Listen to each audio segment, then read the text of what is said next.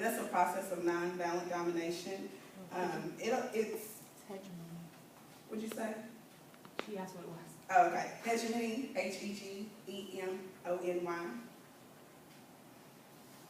And it talked about the ways that people were participants in systems that oppress them. Why is it that, well, when we talk about capitalism, of course, the poor is disadvantaged. So that would be an example of people participating in systems. Why is it that that's the norm? Why do we accept that? So that it basically, he became controversial because of those issues, and those are touchy subjects, making us feel uncomfortable. Why do we want to talk about, capitalism, as an issue? It may not be an issue for some people.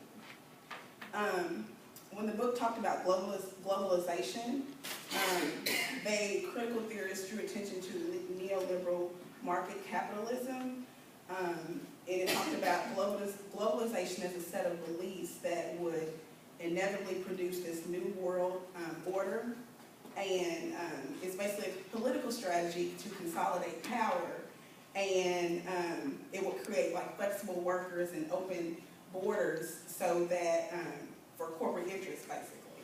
So that's part of that whole new world order and the globalization effect, and that could basically, it could affect the way we think about social justice, because it does have an issue of power and domination, and what we'll accept and what we won't accept. Oppression is like implicated in the other four. Critical theorists try to make sense of how it works through power, exploitation, deprivation, privilege. Margaret Anderson, she had this idea of shifting the center, and it highlighted oppressed groups and dominant culture, and it basically wanted to be able to, I guess, expose the privilege and non-privilege. When we talk about white privilege, maybe a white person wouldn't see that as a privilege. So in the book, it gave a good illustration of how it was a Caucasian woman talked about when she learned about white privilege, she didn't include herself.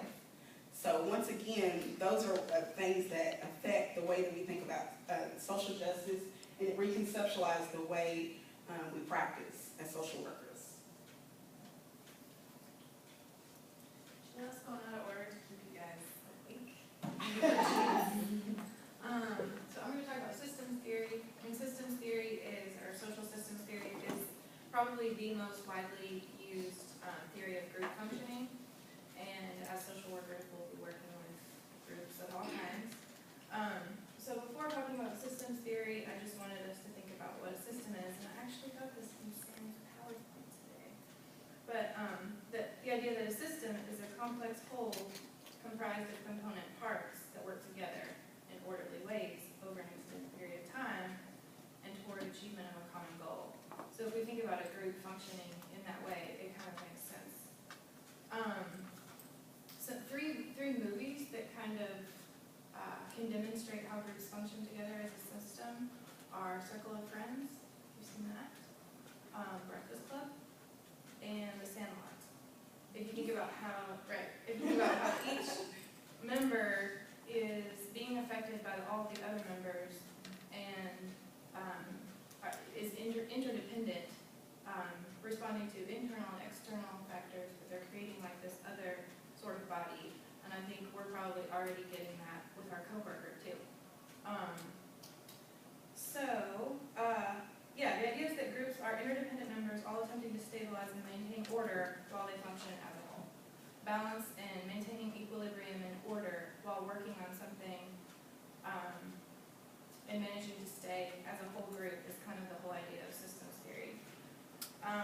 Another example of systems and circular causality from our 609 class in the Murphy and Dillon book is they gave the example of like a couple going to couples therapy and each partner is blaming the other one for their problems.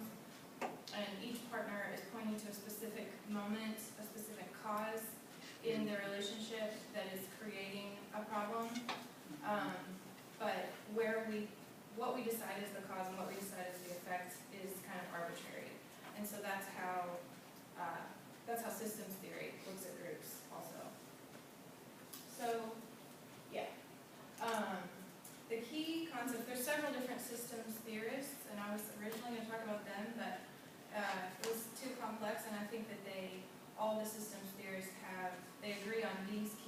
these are the key concepts.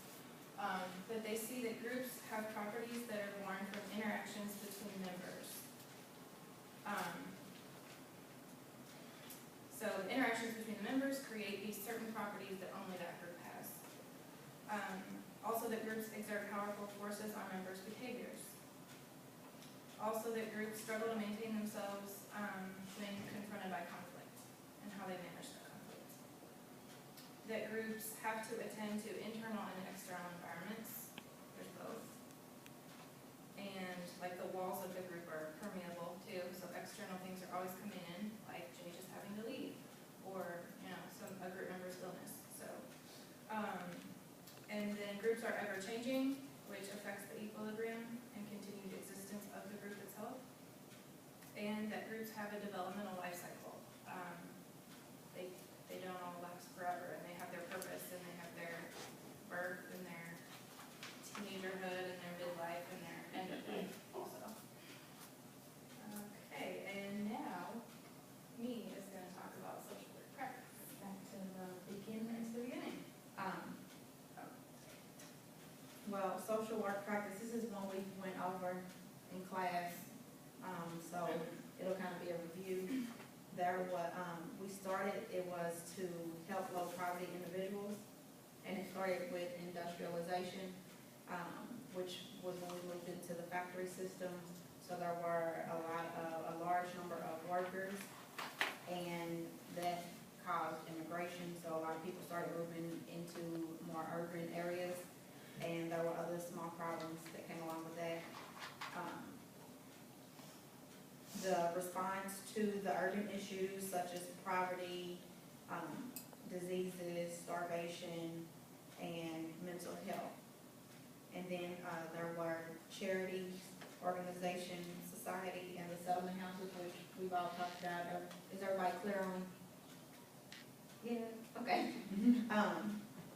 And then we went into the 1960s. There were more issues with poverty, and with the social work practice, it started to change, and the changes went into psychodynamic influences and social caseworker, and then there was, that's where the pattern for fundamental changes in social work started to happen.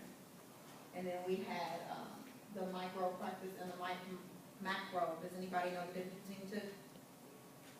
Micro is more individual, and macro is More community based. Yeah, so that's pretty much the beginning / end of our presentation. Did anybody have any questions? Could you go back over psychodynamic theory, the answers for that? The answer on paper? Yes. Psychodynamic. what is it address? The goal is understanding unconscious processes. And the psychodynamic theory has been long criticized for failing to adequately address the individual's